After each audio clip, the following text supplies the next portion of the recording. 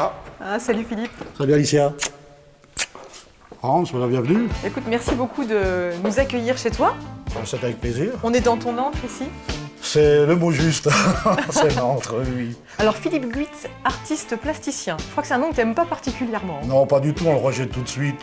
Artiste, à la limite, plasticien, pas du tout. Je sais même pas ce que ça veut dire. Alors, non, créateur me convient le mieux. Oui. Ouais. Créateur alors de nombreuses œuvres. Tu es à la fois, qu'est-ce qu'on peut dire, sculpteur, peintre, dessinateur, poète, touche à tout. Ouais, touche à tout, oui, oui, un petit bricoleur comme ça, mais petit, non, pas tellement, non, mais touche à tout, oui, oui. Tout mon travail repose sur le collage, alors donc tout ce qui se colle, s'assemble, se ramasse, j'en fais mon credo, quoi. Comment est-ce que tu es tombé dans le grand bain, ton parcours, ton enfance, voilà, les premiers contacts avec l'art, l'envie de découper, de coller, de créer. La genèse, quoi. Oui, la genèse. En vérité, c'est que j'avais une maman qui était passionnée d'art, donc étant issue d'un milieu ouvrier, on n'avait pas accès à la culture ni pouvoir s'offrir de temps en temps des tableaux. Alors on récupérait des reproductions, mais je sais qu'elle était une inconditionnelle de Salvador Dali, donc c'est actuellement dans l'air du temps. Ouais. Bon, j'ai gardé les moustaches, moi, Ouais. pour lui faire plaisir, et je crois que ça vient d'elle un peu, cette genèse artistique, et puis après, dans la famille, je me suis aperçu qu'il y avait des poètes un peu fous, des sculpteurs un peu fous, donc il doit y avoir un atavisme sur la folie, pas sur la créativité. Ouais. J'ai toujours bidouillé avec ce que je trouvais sur les lieux. Je faisais vraiment travailler mon imagination, qui était assez débridée à l'époque et assez riche. Il en reste un peu d'ailleurs. Et non, ça a tout été naturel, avec un rien, puisque bon, je venais d'un milieu qui n'était pas trop aisé, un milieu ouvrier. J'ai appris à me débrouiller avec ce qu'il y avait, quoi. Une pince à linge, un ressort, mais c'est vrai, ça va jusqu'à là, quoi. Ouais, ouais. Et c'est ce qui fait du coup que ça te poursuit dans ton œuvre, parce que bon là on est vraiment ici dans... Allez, c'est un peu la caverne d'Ali Baba, hein. Il y a de nombreuses créations, alors des toiles avec ces collages. Là, ici des œuvres, alors on voit des cuillères, des têtes de bébés de poupées, des colliers, des yeux de poupées. Donc ça te poursuit, c'est vraiment, tu récupères tout ce que tu trouves et... Oui, c'est pas que ça me poursuit, ça m'a rattrapé. Ouais. Ça m'a rattrapé. Et j'ai intérêt à me faire attention, à ne pas me faire manger là-dessus. Mais c'est aussi parce que j'ai découvert que j'avais énormément de mal à discuter avec mes contemporains quand j'étais petit. J'étais presque à la limite autiste, peut-être même encore maintenant. Et ce qui fait que j'essayais toujours, je voyais qu'il y avait un décalage entre le dialogue et la conversation avec les autres. Et donc je me suis inventé ce langage-là, à base de symboles, beaucoup de symboles, quoi. Ouais. Et ça me fait le trait d'union. Aujourd'hui, j'arrive à comprendre un tout petit peu mes contemporains et eux, pas du tout. On découvre là une immense bibliothèque. Est-ce que la littérature t'a énormément nourri et t'inspire énormément? Qu'est-ce que tu lis? Qu'est-ce que tu aimes? Ben, je suis un peu éclectique et un peu de tout, là. Bon, tous les bouquins d'art, tous les livres d'art, je les ai pas lus. Ouais. Pourquoi? Je vous raconte l'anecdote. La première fois que je commençais à lire je lisais Picasso et j'avais commencé à regarder ses photos et tout ça. Et après, je m'étais mis à faire un collage. Et tout d'un coup, j'ai été trahi par mon inconscient. J'étais en train de mettre un objet que j'avais vu sur le livre de Picasso sur mon collage. C'était plus du Guitz Philippe, c'était paf. J'étais influencé par Picasso. Et ça, je refuse catégoriquement de subir toute influence. Donc, je ne les ai pas lus. Et tout le reste, oui, il y a des personnages à forte personnalité. Karl Lagerfeld, Charles de Gaulle, tous des symboles, André Breton, les surréalistes. Oui, des poètes justement. Oui. Ce côté surréaliste aussi qu'on peut retrouver dans tes œuvres, ça c'est Voilà, la genèse un peu, le ta mouvement grande dadaïste. Je suis né à la mauvaise époque. inspiration. Je suis né à la mauvaise époque, là, oui, oui. J'aurais bien voulu me trouver dans cette taverne, là, quand ils ont créé le mouvement Dada à Zurich, en Suisse. C'est vrai, Ah oui, entre la fondue, les surréalistes et puis la salle chaude.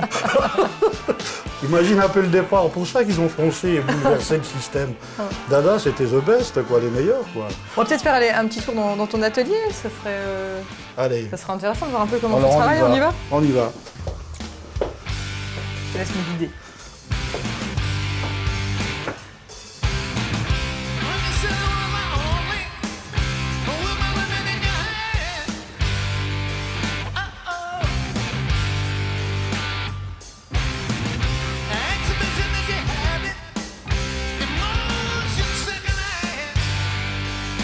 Bon, là, on va arriver à l'atelier.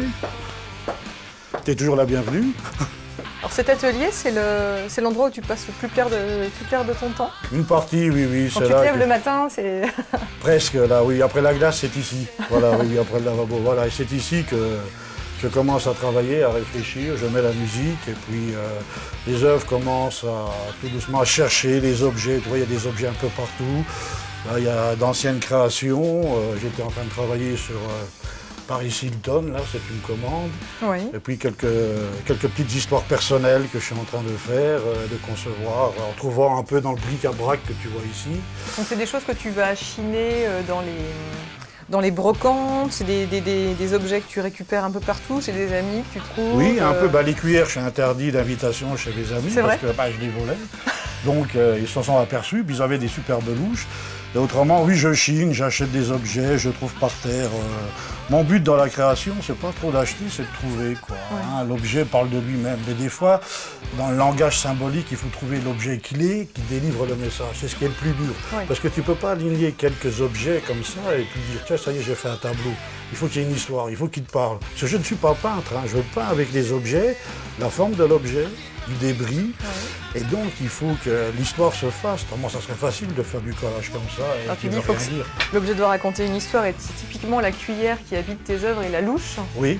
Qu'est-ce qu'elle raconte, ces cuillères et ces louches? Moi, je vois pas une cuillère, je vois pas de louche, je vois une femme. Dans la cuillère, elle Absolument. Voilà. Et puis, je vais te faire un cadeau, je vais te montrer la première cuillère de l'humanité. Tu l'as jamais vue? Là, voilà. Le creux, le manche. Et dans le temps, on faisait ça, autrefois, voilà, la première cuillère de l'humanité. Alors ça, ce sont des créations en cours, tu disais. Hein. Oui, voilà, oui, oui. Qu'est-ce que tu veux nous raconter justement avec celle-ci, oui. Si tu vas à l'essentiel, c'est ce qui me reste d'une histoire d'amour que j'ai eue avec une femme qui était professeure de biologie. C'était la première fois que je fréquentais des professeurs en bonne et due forme, après les heures. Et j'ai voulu faire son portrait. C'est une femme qui m'a fait découvrir qu'il y avait un autre univers que le mien. Déjà, l'artiste est assez égocentrique. Oui. Et en la rencontrant, qui était à l'opposé de moi, j'ai compris qu'il y avait un autre univers, aussi passionnant et tout, mais ça a été phénoménal, ingérable pour moi, hein, parce que de temps en temps, je prenais le maquis au bout de 3 semaines, j'arrivais plus, il fallait que je me ressource dans mon antre. Et toutes ces différences, à un moment donné, un jour, on a eu des petits différends, on ne se comprenait plus. Alors j'ai symbolisé tous ces différends avec les clés que tu vois là. Ce sont toutes les oppositions qui nous confrontaient ensemble. Là, c'était son portrait. C'était Madame de Cœur, comme tu peux le voir. Finalement, tu n'avais pas trouvé les clés pour la décoder, pour entrer dans son monde. Décoder, quel vilain mot. Quel vilain mot. Non, j'ai pas les codes. C'est incroyable, cette modestie que tu cultives. Je sais que tu es encore toujours étonné quand les gens acquièrent une de tes œuvres et qu'il y a toujours comme ça cette humilité, cette modestie par rapport à ton travail. Alors, bon, il y a pas de raison. Si, il y en a une, parce que j'avais un énorme ego. Alors avant, cet ego-là, il cachait mes œuvres. J'ai eu d'ailleurs les problèmes quand j'étais avec cette personne, c'est pour ça les clés. Elle me disait tout le temps, tu es toujours devant tes œuvres avec ton énorme ego, ça fait qu'on ne les voit pas derrière. Alors j'ai appris, grâce à elle, à me mettre derrière mes œuvres maintenant. J'existe quand même. Hein. C'est vrai que l'artiste veut exister à travers son travail et tout, et à travers sa personne. Mais bon, tu as vu un peu le morceau, donc il fallait que les œuvres, on les voit d'abord en premier. On coupe pas. Hein. Ben non. Si, on va aller faire un petit tour maintenant. Je pense on que souffle, là, ça serait bien qu'on aille manger un peu. Donc tu nous emmènes où? En Belgique, à la taverne des Sanglochons. Bon, allez, c'est parti. Un demi-QG. C'est parti.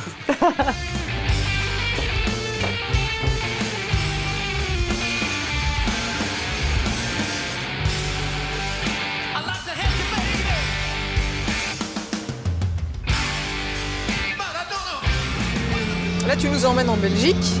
Oui. En quoi c'est important pour toi la Belgique et ton amour pour la Belgique? Ça a commencé comment? Ça a commencé bêtement un jour quand j'étais jeune artiste. Je commençais à grenouiller dans les quelques salons et foires qu'il y avait dans le secteur pour voir comment ça se passait. Et surtout parce que pour voir la qualité du travail des autres, pour voir si j'avais ma place éventuellement.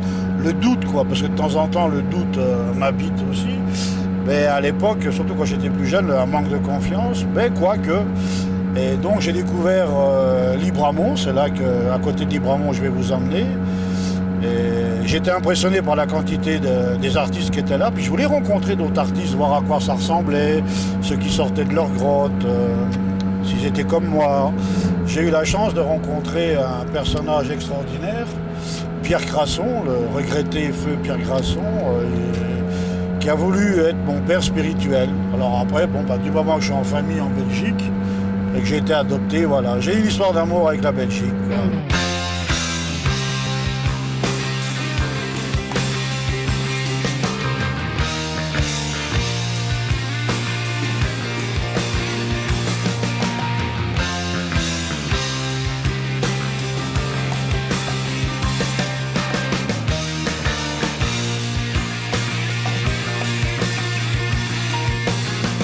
Alors Philippe, est-ce que tu nous emmener ici dans cette taverne et puis nous faire rencontrer des amis à toi que tu aimes particulièrement? Qui sont-ils? Ah, alors là, ce sont des amis qui me sont très chers, des amis belges, donc des voisins gaulois. Ouais.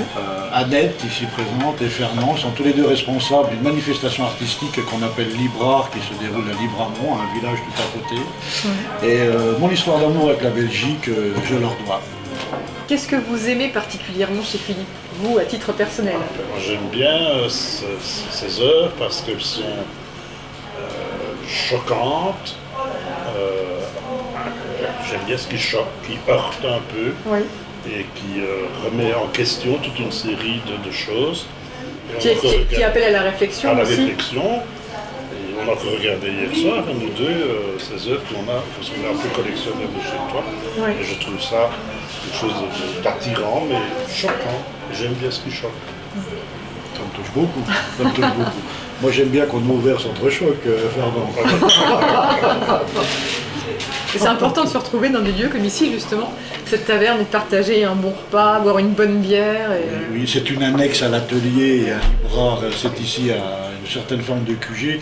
La table nous permet d'échanger encore d'autres propos, d'autres choses. Et puis demain, ça fait des années que nous sommes amis. J'ai toujours dit que tu étais mon ami, et réciproquement. Et vous voyez, c'est comme un hôtel, quoi, d'une certaine façon. Bien que je ne préconise pas avoir la foi. Mais bon, on a eu quand même quelques moments de plaisir assez échangés, assez riches d'une certaine façon. Disons que nous, on travaille d'une manière assez professionnelle quand même. Absolument. En or nickel quand vous avez fait, Absolument. etc. Mais disons, il y a cet aspect en plus humain, convivial, Oui. de relationnel avec les artistes et tout ça. La prochaine édition aura lieu quand? La prochaine édition aura lieu du 20 septembre au 30 septembre Voilà, d'ici là. 2013. Le rendez-vous est lancé. C'est toujours la dernière dizaine de jours de fin septembre. Bon, il ne nous reste plus qu'à patienter, et puis à Philippe, il ne reste plus qu'à bosser, à travailler pour produire pour le salon. Voilà. Et puis nous, on trinque. Oh, bah, On attend. Allez.